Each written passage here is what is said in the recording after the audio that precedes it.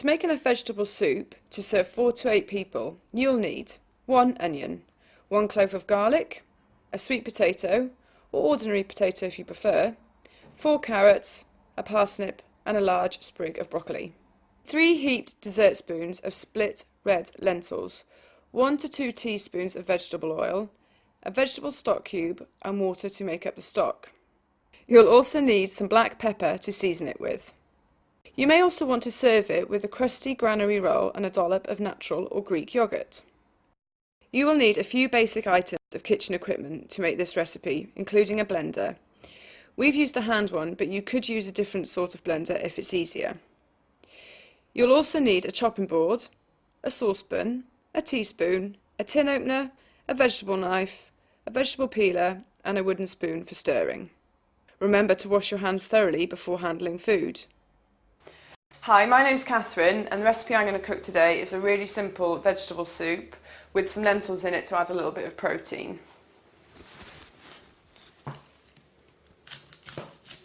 So the first thing I've got to do is chop the onion.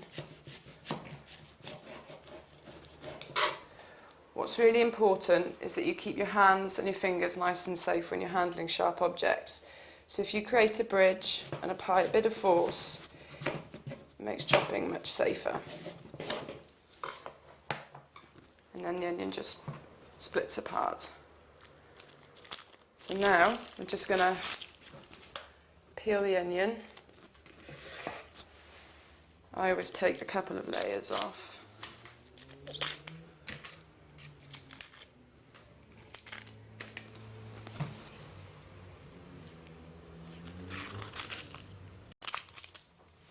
Okay, and again, making the bridge, just to make sure your fingers stay nice and safe, and it makes it much easier to chop.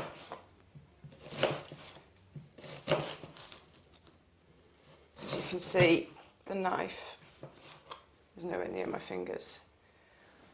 When you're chopping it like this, if you create a claw, it's the same process, and again applying a little bit of pressure.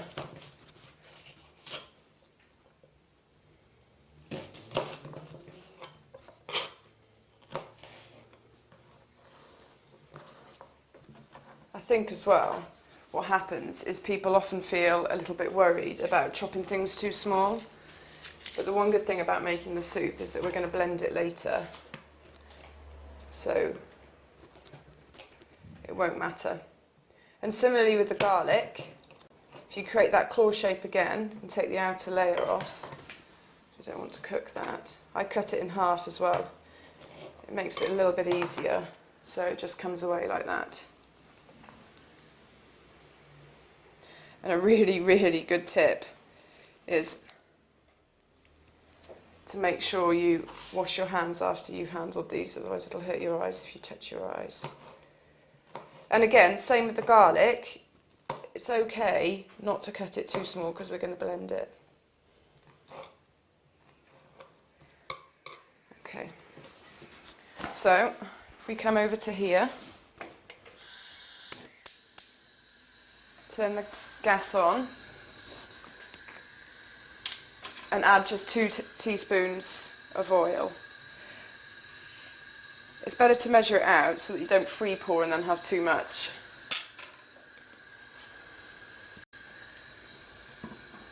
And all we're going to do is add the onion and the garlic into the saucepan.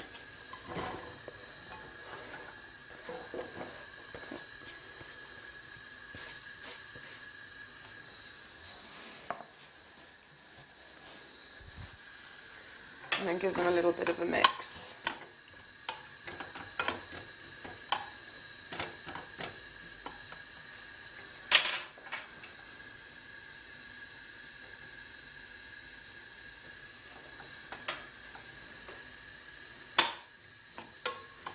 Making sure that the heat's not too high, otherwise it'll burn the outside and they'll be harder on the inside but not, and a bit burnt on the outside, and it can change the flavour just a little bit.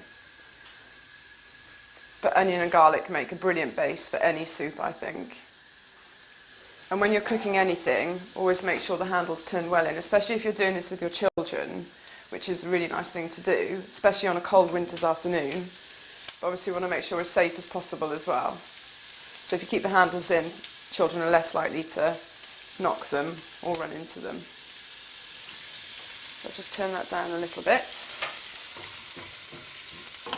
And just give it the odd stir just to make sure that all sides are covered and cooked all over. Make sure you take the wooden spoon out as well. Again, just for safety, really. I think there's something quite heartwarming about the noise of something cooking on the top as well. Especially on a cold winter's day if you've been out for a walk and you come home and you've got a homemade vegetable soup waiting. It's just lovely.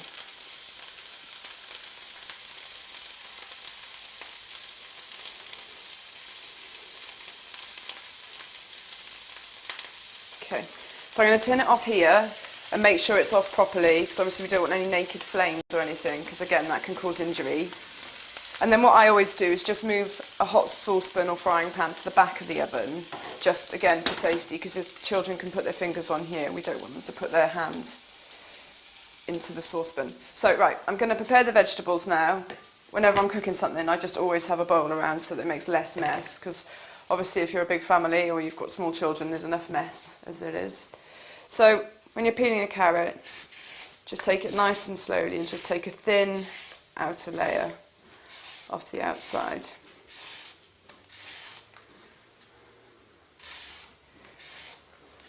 And again, just take your time. You want to hold it quite firmly so it doesn't slip. And again, making sure that your fingers are nice and out of the way. All of these things are just to make sure you don't have injuries, and especially your children too.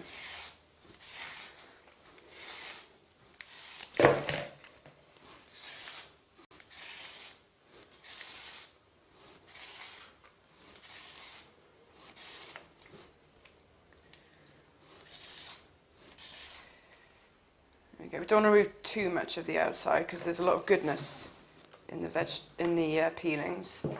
So we just want to make sure it's just a nice thin layer so that a lot of the goodness remains. I also think, and it's really important, that you pick a peeler that's really good for you. I'm left-handed and I find some of the peelers quite difficult to use because of that. So I prefer one of these which has got an even blade all along it. And I also think they're quite safe because I can get a nice stroke action. So it's worth shopping around if you're not sure, and you can buy them quite cheaply in places now for often less than £1, and it's really worthwhile having one, and one that you like too, so you're less likely to hurt yourself and you're more likely to use it then. There's nothing worse than a peeler that doesn't work properly. So this is a sweet potato, which is quite a new vegetable really. It adds really nice sweet flavour to the soup, and also you can just peel it and chop it and boil it as you would do a normal potato, and it just gives a bit of variety really, and it's still a really good source of energy, which I love. They also make very nice jacket potatoes too.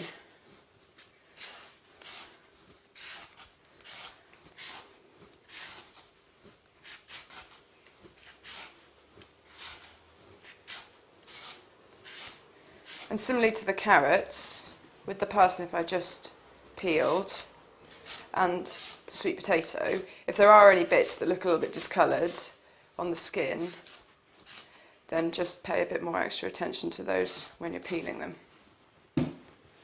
Great, so I'll pop that over there.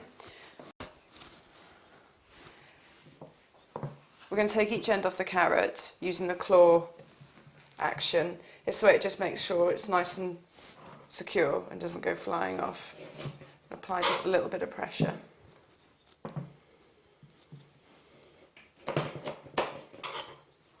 Make sure you do both ends too.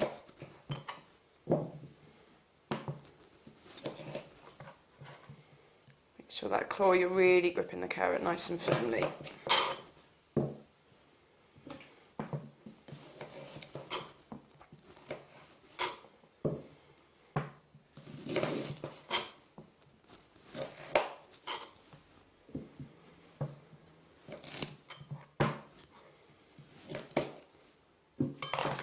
Now I think people have got different ways they like to chop their vegetables. But again, if you remember back to the onions, we're going to be blending this all together, so it doesn't really matter. They can just be roughly chopped, which again makes it so much easier if you're short of time, because you can just prep them quite quickly, and that's what I like about it.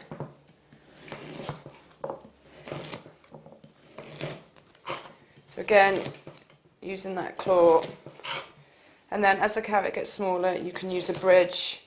And it might be worthwhile giving the children half a carrot each so that they can create the bridge shape. Particularly if they're younger, their knife skills will be better that way.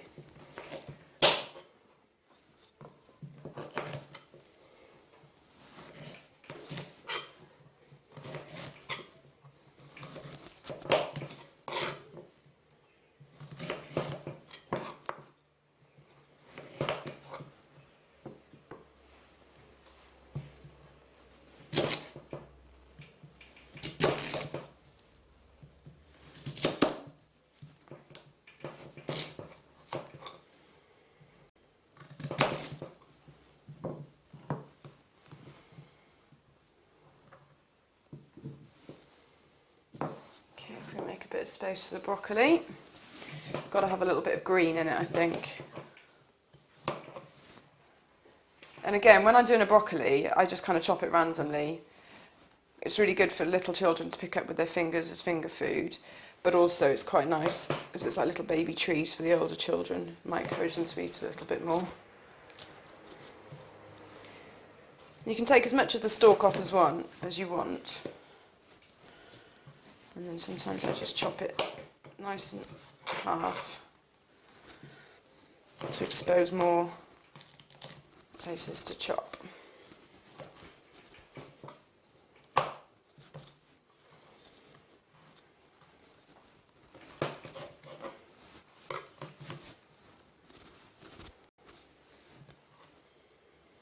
Again, doing that good bridge for safety.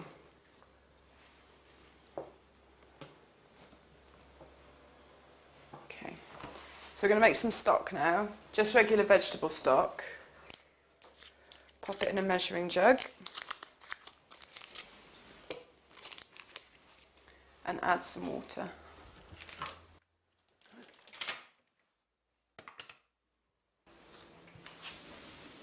To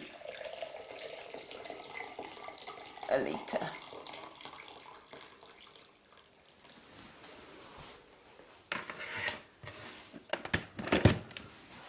And I always give it a bit of a stir, just to make sure it's fully dissolved.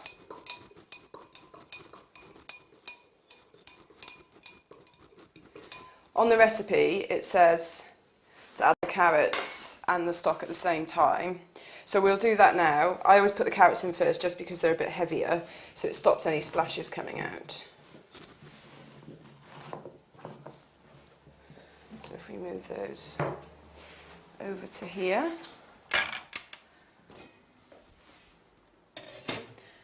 And we can pop those in first. It also gives the stock a little bit more time to dissolve.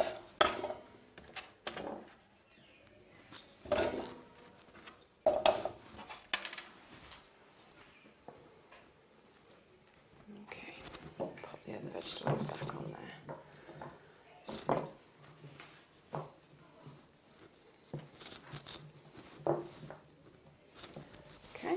Can add the stock, obviously being super careful again.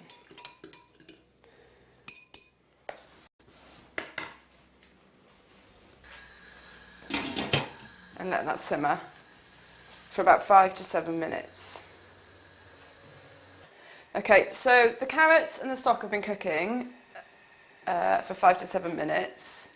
So just for ease, I'm going to place the lentils into a bowl, just to make them a little bit easier to tip into the saucepan.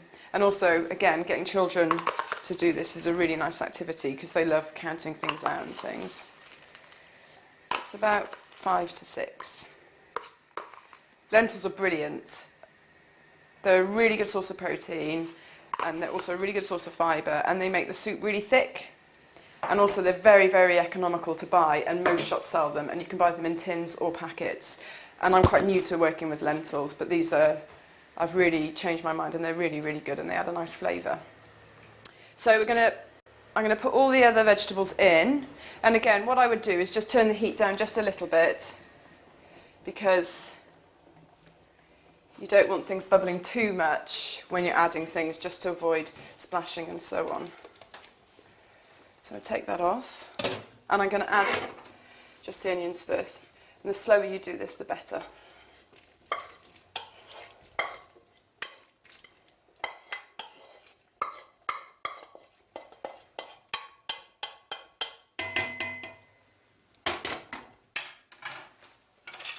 Some space.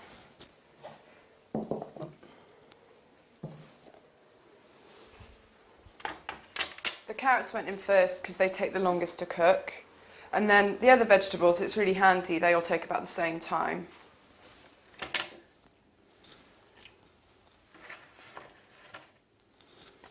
Let's just add those. A little bit there. Add that. Give them a stir.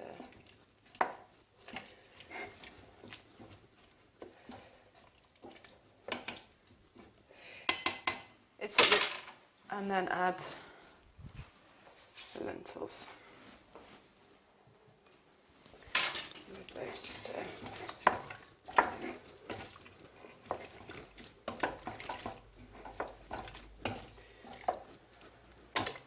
And again, getting the kids to safely stir the soup when it's at this stage is really nice. It's like a big concoction.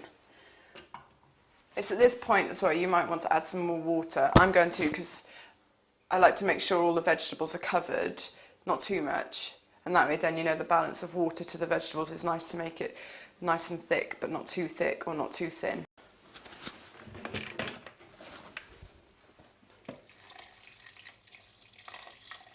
So just a little bit more.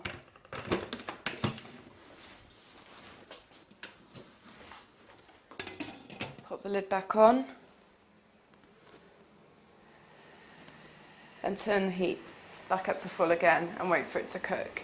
Now these will take 10 to 15 minutes, but depending on the size of the vegetables you're cooking, and depending on the strength of, for example, the gas ring there, or whether you're using an electric cooker, it might take a little bit longer, maybe 5 or 10 minutes, or it might cook a bit quicker. Also, it's a good idea not to leave the cooker unattended, especially when you've got little ones, just as a matter of safety again, so that if they come along, then you're there to make sure that nobody's touching it, and nobody's going to hurt themselves on the cooker or by pulling the saucepan off. You can add some mixed herbs. This is optional, you don't have to, but it does add a nice bit of flavour. Mixed herbs are a great thing to have in your cupboard as well, because they add flavour to almost any recipe. You can add them to bologneses, you can add them to any white sauce dish, anything you like. And you don't need many. So again, taking the lid off and turning the temperature down, just so there's a little bit less steam. You can hear it bubbling away, it's lush. Just adding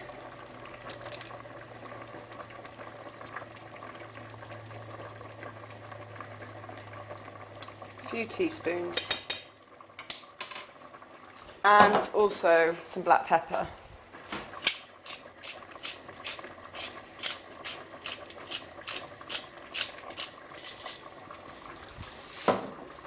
Obviously, with black pepper normally goes salt. Because we added the stock cube, there's quite a lot of salt in the stock cube, so we don't want to over salt a dish, obviously, because for health reasons it's not very good for us. So we don't need to add any extra salt at this point, because there's already a little bit in there from the stock cube. Give it a bit of a stir, and you can also see how the vegetables are starting to soften and starting to all mix in together too. So it won't be too long until that's ready. And then just pop the lid back on, and again just turn it up a little bit if you want to, and just let it simmer for those last 5 minutes. So once the vegetables have been cooking for that extra 5 minutes, make sure we turn the gas off and let everything cool down. As you can see, it cools down quite quickly. If you're cooking with an electric oven, or an electric cooker, sorry, then you might want to allow a little bit extra time just for the cooling process just to happen. So there's just a little bit less steam when you take the lid off, particularly when you've got small ones around. So we can take the lid off, just let any excess water drop back in. And this is the fun bit, this is where we can blend it all together. You can leave it lumpy, but obviously for a texture point of view, it's quite nice to have it all blended, and it makes it nicer when all the vegetables are all blended together, all those different flavours. Obviously we're going to use an electric blender for this process, and again these are quite reasonable to buy. I would just say just be a bit cautious when you're doing this near an electric socket. Want to make sure that there's no splashes that could cause injury or any kind of electrical problem. So we need to be very careful, very slow, and especially when there are children around, sure they can blend, but it might be an idea for you to start blending it first of all until it's a bit of a thicker consistency and less likely to splash. So we can pop it onto the glass cooker, take the blender, and I'd put the blender in first and start blending straight away. It's better to do it when it's hot, when all the vegetable oils are cooked and still warm, and so they haven't gone all hard and solidified. When vegetables cool down, they do go a bit harder, and that's the vegetable oils hardening.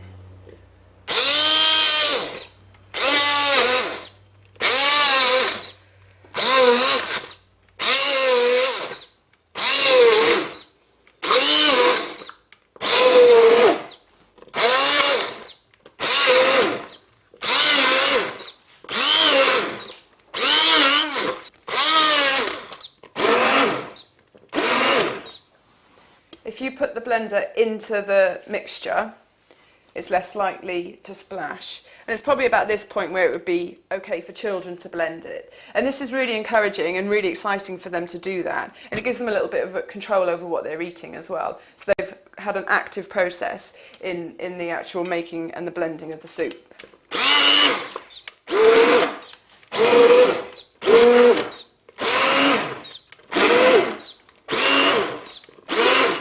Making sure the whole time you're holding onto the saucepan so that that in itself doesn't go flying off in a direction that's unsafe.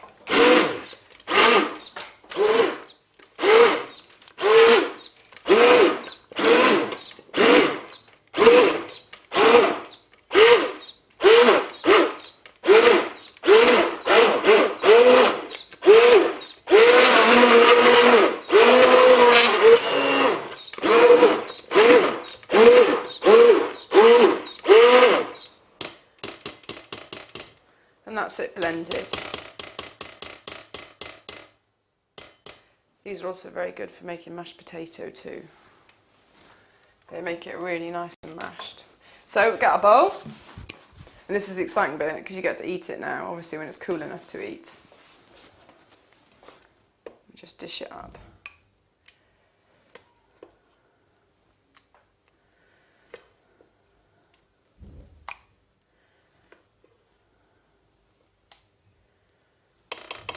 And it's ready to serve.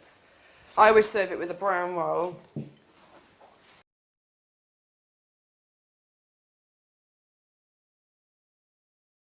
You can see from this Eat Well plate, which provides a handy at-a-glance indication of which food groups the main ingredients are from, that this recipe is packed with fruit and vegetables. By including lentils, however, you are also including protein, and likewise including a potato or sweet potato and serving with a granary roll ensures that you are also getting foods from the starch group. Using only a few teaspoons of oil ensures that foods high in fat are kept to a minimum, and serving with a dollop of Greek or natural yoghurt will add to the flavour and provide a source of dairy produce.